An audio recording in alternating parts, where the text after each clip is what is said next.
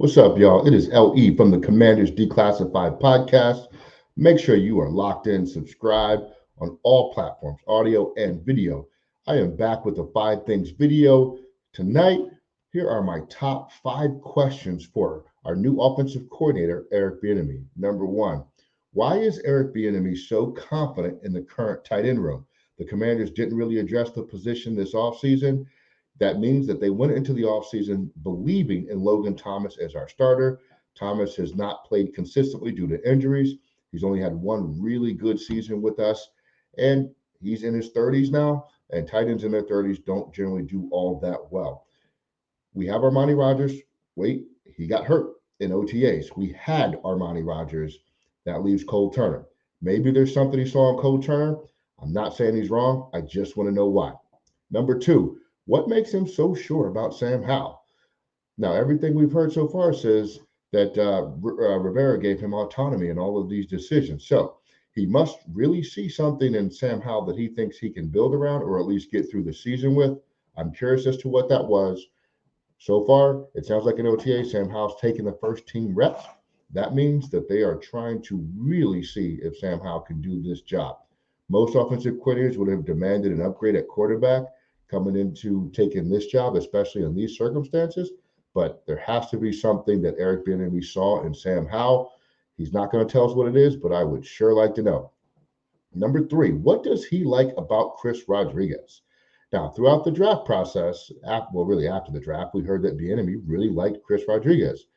I am trying to see what it is about Rodriguez that he likes.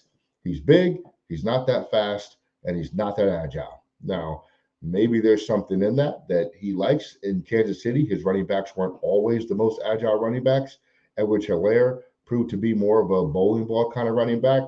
Isaiah Pacheco is a guy who runs with his hair on fire, but he's not necessarily the most elusive back.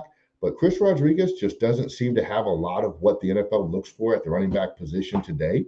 So what is it that makes him so attracted to Chris Rodriguez's running style?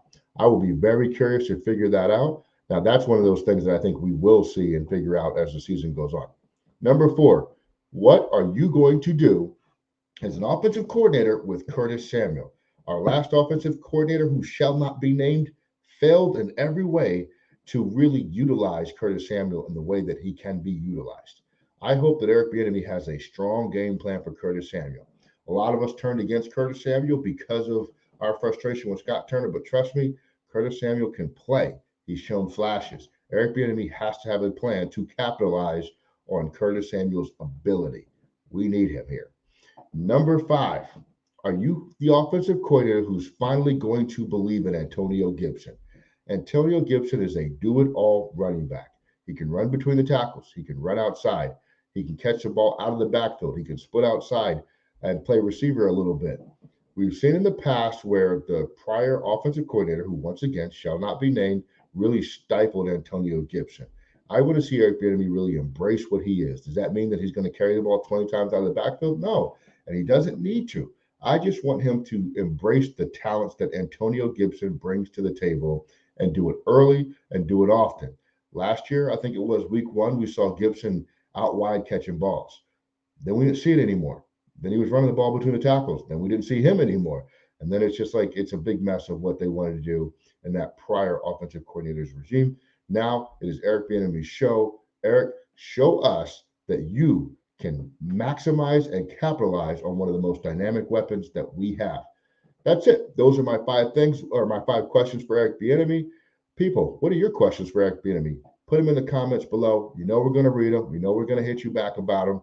Subscribe and tell your friends to tell some friends about this podcast because you know you love it. And everybody that watches this podcast, I see you creeping, I see you lurking. We love it, but subscribe, man. You're already here. Commanders Declassified. This is LE. I am out.